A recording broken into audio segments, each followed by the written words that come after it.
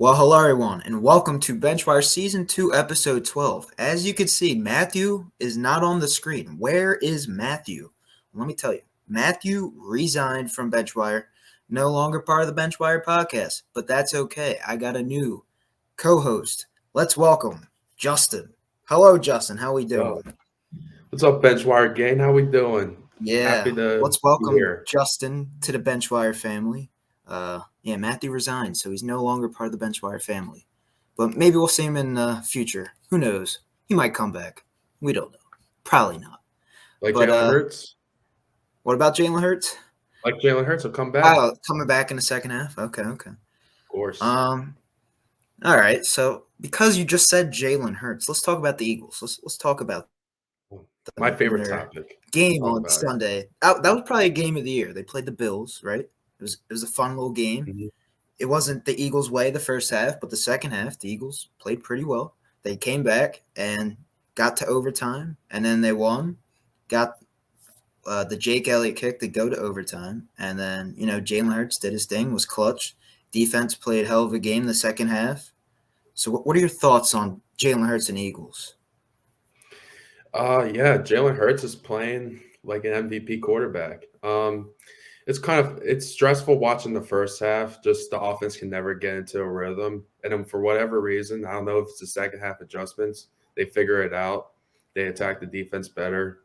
And they scored 31 points in the second half, which was ridiculous. It's a lot Yeah, of fun. that It's a lot was of fun to watch, but it's also, as an Eagles fan, it's nerve wracking at the same time that we're in all these yeah. close games. But we're pulling it out, which you want to see the resiliency, but you also want to see them uh, have shutout wins and be dominant in that fashion. Yeah, I don't know. The Eagles kind of lucky on some of the calls, but they got the job done. They find ways to win games. That's what you need in a good team, and they've been doing it week in and week out.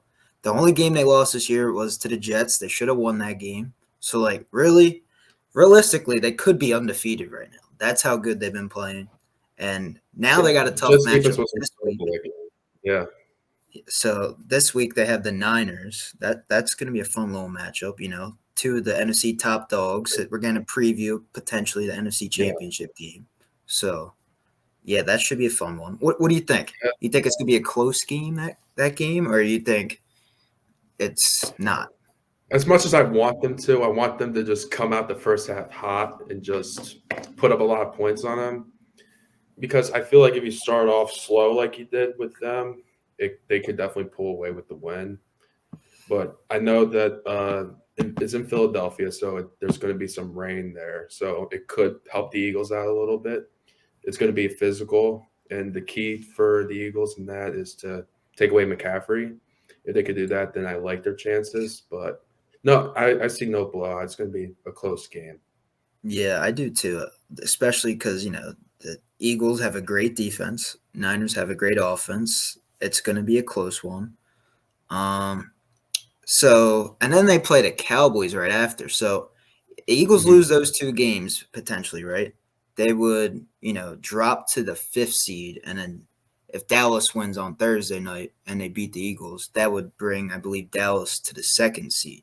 So, that there is a potential that might happen. Do you think that will happen? Or do you think, they will win both of these games? Or you think they will lose? I don't know. Um, I could see us winning one of these games. I think I had them splitting with Dallas, so I can. And Dallas plays really well at home, so I think we could drop the game to Dallas, and I think we win the San Fran game if I had to pick. But it could always go the other way, or like you said, we could lose both of them just because they're the top three teams in the NFC, and you could Yeah. argue on all football. So it's any given Sunday we can come out flat and they could beat us both games. So love to go 2-0, but I think realistically 1-1's probably the most realistic outcome. Oh yeah, I agree. I think there's a chance you go more 2-0 and 1-1 than 0-2 in these games. That's what I think from what I've seen so far this season. Um, okay. Now let's talk more Look, about the Eagles. Let's talk more about the Eagles, right? So there's a guy named Shaq Leonard. He's available. What do you think? Is he going to end up with the Eagles or is he going to end up with division rival the Dallas Cowboys? What do you think? Good question. I thought once he left Dallas and came to Philly, and just the connection with Sirianni, that it was a done deal. But he's gonna take his time. He's gonna think over the weekend, from what I saw in the reports. Yep. I do believe he was going to sign with the Eagles, like I said, with the Sirianni connection, and plus, I think like us being in the Super Bowl last year is a big selling point. If he wants to win, he should probably come to the Eagles, since we were just recently there, and the Cowboys haven't been there since the 90s. So Yeah, that exactly. would be my selling point. Yeah, I agree. I think I'll choose the Eagles over the Cowboys just because they're the better team, and the Cowboys they haven't been great in the playoffs the last I don't know 2 decades now. It's pretty bad. But maybe he wants to join the Cowboys and get them over the hump. So who knows? We will find out maybe this weekend. So that should be interesting. Now let's talk about another headline that just happened this past week. Frank Reich, he was just fired by the Carolina Panthers in his first year as head coach. Now, do you think the Panthers made the right decision by firing Frank Reich, not even giving him a full season, or not? The whole situation, I guess, going into it was kind of a messy one for Frank Reich. From what I've gathered, like the guys that Tepper fired were all like proponents of CJ Stroud, and I feel like he basically got rid of the guys who are like not on the Bryce Young train. He's like that don't believe in him per se. So Reich is gone, McCown's gone, Staley's gone. Um, yeah, you don't like to see Frank Reich get fired during the season, but I understand it. Someone had to go 1-10, I believe. Someone had to take the fault. It's obviously going to be the head coach. Yeah, I like Bryce Young a lot. Hopefully he could turn it around, man. It's going to be an interesting offseason, seeing who they hire as the next coach. Probably going to be another offensive mind. But yeah, just it sucks to see Frank Reich go. I think he's a I good know. coach, just not the best. You have the best personnel, the best situation to go into. And I think Tepper's the owner's too involved with the Yeah, decisions and doesn't give I don't like that. his GM, his coaches enough freedom to make the right calls. Because it I sounded think like this. Bryce Young was his quarterback and not so much everyone else's, like the front office and the coaches. Seemed like they may have liked Stroud more, but the Mhm, owner got the final call there. And we see what Stroud's doing, so yeah, is what it is. they signed him to a long, like I think at least 5 year deal, and he's not even gonna be there after 1 year, which is crazy. I think, Bryce Young. I Yeah. think he still has a bright future. They just don't have the roster built around him. You sign a guy in what Adam Thielen. He's getting up there in age, but he's been decent this season, right? But the O line, you still don't have the O line. You need to have a good O line to be able to produce a productive offense, and they do not have that right now. Who's that tackle? I think Ikem Iwanu. That was the tackle they Equanimous, drafted. Yeah, yeah. He they got hasn't him been that yeah, great from a what year I've been apart. hearing from, Panthers fans and social media. So they might have had a bust there potentially, but you got to find ways to build more for that offensive line. You sign Miles Sanders to, a little hefty contract. I think a 3 year deal, 7 million a year. I think around that price range. It's 7-7 something. Yeah. Something like Yeah, that. but you haven't been utilizing him in the offense. I don't know if he's just not it Mhm. anymore or you like Chuba Hubbard better, but like they just haven't been making the right decisions these past few seasons. And I think you blame David Tepper. And, I don't know what they're going to go now and hire. Maybe they hire Brian Johnson from the Eagles. I doubt that happens. I do. But maybe they hire I would hire an offensive minded guy because if you have Bryce Young, you want a guy that can help mentor him and become a star that we all think he will be because he was drafted with the Yeah. first overall pick. So I don't know where the Panthers go from here. They're just gonna they don't even have a first round pick this year because they gave it to the Bears, so that's bad. And they got So DJ Moore. and the Bears got DJ Moore out of it. So the Bears won that trade, I think, by a lot. And the Bears, they could even go out and get a Caleb Williams if they want, or you get Marvin Harrison, pair him up with Justin Fields. Like then you have two great receivers. You have DJ Moore and Marvin Harrison, two playmakers. Like the Bears won that trade. Panthers, I don't know what they're gonna do from here. So, I have a question about the Bears since you brought them up. all right, let's talk about it. They'll probably finish the number one pick. Do you think they should stay at one and take Caleb Williams, which is probably the unanimous number one pick, if he declares for the draft? I heard there's a report he might stay. Yeah, I did hear that. Or do you think they should go the Eagles route, trade down from number one, and they'll have 2 picks this year and 2 picks next year to just really solidify the roster and build it out with young talent? I think do not draft Caleb Williams. Trade down. Still be in that top 3 to 5 range if you possibly can, if that works out. So then one of those 3 to 5 teams can jump up and get Caleb Williams. And I would go out and get Marvin Harrison, a guy that's going to be a playmaker for the Bears and looks like he could be a future Hall of Famer from like what we've been seeing with his draft stock as of late. Like he's supposed to be the number one guy and supposed to be like a Jamar Chase, Justin Jefferson type of receiver. So you get him, you pair him with Justin Fields, get him another playmaker. I think you go that route. Or, you could trade back and get an offensive lineman because, the Bears need that as well. So you don't have to get a receiver. But, yeah, I would trade back if you think Justin Fields is a guy. And that all depends on Ryan Poles and what he thinks about Justin Fields because he did not draft him. So maybe he wants his own quarterback in there. So who knows? Yeah. No, I think I'm in the same boat as you. I would trade back in the draft, not too far, maybe 3 to 5 if they can, if someone's really sold on Caleb, and build up. Maybe taking Marvin Harrison's a good call. Building up the trenches, the defense, getting those young guys in there would be good, and probably pairing them with a young offensive mind too to help Fields. Or like if you look at the quarterbacks now, like in the NFC East, you have Dak that was a 4th rounder. You have Jalen Hurts as a 2nd. You can find guys in the 2nd, 3rd round. You get Jalen Daniels, the guy that might win the Heisman from LSU in that round. You might get Penix there too. I think they can ball. I think they can play. So you can even potentially wait till later on to pick them. Yeah, so there's a lot of options for the Bears. And the Panthers, there's no options because you don't have a first-round pick. That's their fault. That's their problem. So who knows what's going to happen with the Panthers situation? Who are they going to hire? We don't know. But let's transition. Yeah. What else? What other topics do we have to talk about? Let's see. All right, let's talk about what?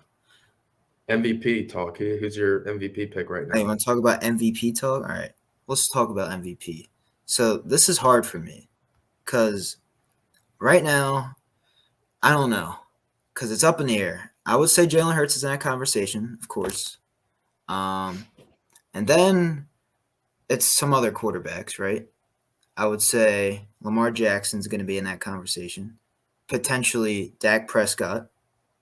Potentially, this one's a little far-fetched, but maybe C.J. Stroud from what he's done so far this year. But I don't know. And then maybe if you want to throw a position that's not a quarterback, you could put Tyreek Hill in there, right? But usually those guys don't win the MVP. But right now, I would have to say it's got to be Jalen Hurts. From what I've seen, has the best record in football right now, has led his team to 10-1 record, has been the most clutch I've seen quarterback in a while in the second half, especially being down double digits to both the Chiefs and the Bills. That's respectable. You got to respect that for sure. So right now, I think he is the front runner, but you can't, forget about the guys like Lamar. You can't forget about Dak. I know Dak hasn't beat a winning team yet. People are going to say that, but he's showing up, he's playing, and he's delivering. And, when he was playing the Eagles, he had a great game. Like, they were in it to the very end. They just didn't capitalize on that final drive. So I would have to say it has to be Jalen Hurts right now. What do you think? Man, maybe if Dak didn't step out of bounds, he might be the front runner for MVP. Nah, but in all seriousness, yeah, I'm with you on Hurts being probably the favorite, the best record, comeback wins, everything you said, and he's doing it with a hurt knee too. So that's Yeah, been the most impressive part. His mobility's been down, but he's been finding ways to stay in the pocket and deliver the ball to AJ Brown, Devontae Smith, Dallas Goedert, all of his playmakers there. And yeah, I would say he's the front runner. But I am a guy though. It would be so cool if like a Tyreek Hill won, or like a yeah. defensive I want to like a see that, T.J. but I don't think Walker, that will Michael happen. Parsons. That'd be cool because I'm a guy that likes to go against the grain, the status quo of it's got to be a quarterback. I would, Tyreek Hill's been balling. I think that would be just a fun MVP pick, too, or go in defense. Seeing something other than a quarterback for once, but again, quarterback's the most important position, one of the most valuable ones. So yeah, it's going to be a quarterback. It probably hurts right now, but of the guys you didn't mention, I'll probably throw Mahomes in there too. Just Yeah, I still think they're the best team in the AFC. I know the Ravens have the better record, but Mahomes is still the number one guy in football, so you always got to throw him in the conversation. I did And his forget about receivers that. got catch the Yeah, ball. like exactly. MVS makes that catch, they potentially win that Eagles game. So Mahomes, he delivered. It's just his team didn't deliver. Um, but Yeah, it was a yes, great throw, but that is a hard catch to make, though. But if it hits your hands like that, there's no excuse. You got to catch it. But yeah, because we didn't really talk about that game on the last podcast because we didn't have a podcast. So now we're back. We're back. What else could we talk about? Oh yeah, I was gonna talk about Rodgers. Do you think so the Jets just opened up his practice window, his 21-day return off of IR. Do you think it's a mistake for Aaron Rodgers playing this season? And should he wait next year? You think it's a good decision by him? I'm me personally. I'll give you two answers. The personal side of me, because I am an Aaron Rodgers guy. I would love for him to come back. It would just defy sports medicine forever if he comes back. I just saw he said 77 days later he's out practicing. That's crazy for an Achilles tear. Yeah, Is it the smart thing to do? Probably not, because there probably is a risk that it's not fully recovered and you can rupture it again, and that would delay his return even more and it would cut into next season. So I think what's the most important thing is what the Jets do in the next 1 to 2 games to see if it's really worth him coming back, if they're still in the playoff hunt. But as of right now, it's probably not the wisest decision, even though fans like myself of his would love it. And I think a lot of NFL fans too, if he came back and took the team to the playoffs and went on a miracle run, that'd be something special. But I think it just comes down to his health, and I don't think it's the wisest decision. And I'm not entirely sure if they're going to be in the playoff hunt much longer. yeah. If I were Aaron Rodgers, I would not come back. I don't think the Jets are making the playoffs. I don't think they win these next few games. And with you being a superstar and you being 40 years old, it's hard to, recover this Yeah. fast and be able to play this season. Like, he's definitely going to get hit and it might re aggravate it. You don't want to do that. And I think he should rest. I really do. Because the Jets, they're not going to make the playoffs. It's not like they're going to go on a magical Super Bowl run. Rest up, heal up, and try and do that next year and make the Super Bowl run. Get some off-season additions. Trade for a guy like Devontae Adams. That would be awesome if that would happen. I don't think it happens, That would go, that but would be like crazy. they can have a good off-season, rest up, make sure 100%. Because no way he's 100% right now. If he's gonna come, I think Christmas Eve, he's gonna show up for that game. I wouldn't do it, but yeah, like you said, it would be a cool story. That'd be a great Defy Christmas gift. sports medicine, and I would love it as an NFL fan, but Yeah. I wouldn't do it. I would be safe and rest up and play for next year to try and go on that Super Bowl run. So that's what I think. That's what you said. So we're pretty much on the same page. Um, what else could we talk about? Let's talk about one more topic. All right. Do you have anything you want to talk about? I'll give you the floor. Do you want to talk about anything? Well, you talked about my Eagles. It seems like the Giants are getting further away from like the Caleb Williams tank. They beat the Commanders. They beat Yeah. Tommy DeVito's playing pretty well, and I and just talking to you off camera, I gave Dable some heat, but he's been coaching a lot better. He used Hyatt more in the game. What do you like? My question is, what do you like? What you saw from DeVito and the Giants, the offense, and what do you think they should do? Should they throw a hat in the season, just try to tank get the highest possible pick, or should they try to keep winning? Um, that's a great question. As a fan, I never root to lose because it's not fun to watch. But, the future, you need to have a good draft pick in the future. And because right now, we're not the greatest roster and all that. But I don't want to lose just to lose and tank. Like, I want to watch enjoyable football. And what Tommy DeVito is doing right now out there on the field is fun to watch. And, that's why they didn't flex the game Monday night. They're keeping that game, Giants Packers. I believe it's at Lambeau. But yeah, I don't root for, players to lose. Like right now, I'm rooting for Saquon to get his bonus, that extra $1 million.